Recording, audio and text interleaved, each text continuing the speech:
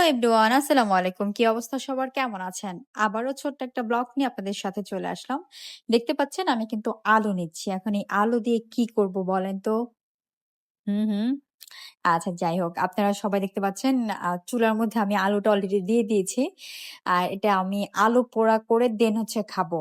এটা গ্রাম অঞ্চলে যখন আমরা যাই তখন এই জিনিসটা সবচাইতে বেশি দেখি। আর যেহেতু ঢাকা শহরে আপনার মাটির চুলায় রান্না হয় না, সেক্ষেত্রে আমরা এটা কিন্তু দেখি না। তো আজকে যেহেতু আম্মু মাটির চুলায় রান্না করেছে, তো সেক্ষেত্রে ভাবলাম যে আজকে আলু পোড়াটা খাওয়া যায়।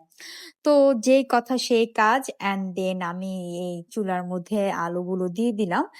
দিয়ে দেওয়ার পরে এই তো আগুনগুলো চেপে দিচ্ছি যাতে আলুর মধ্যে তাপটা লাগে। অ্যান্ড দেন এই যে ফাইনালি আলুগুলো হলো, এই যে আমি এখন ছিলে নিলাম। তারপর বিট লবণ দিয়ে খাবো।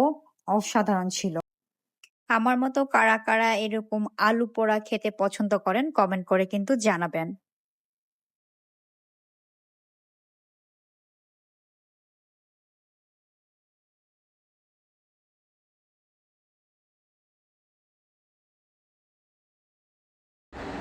কারা আমার মতো এরকম আলু পোড়া খেয়েছেন সবাই কমেন্ট করে জানাবেন কিন্তু।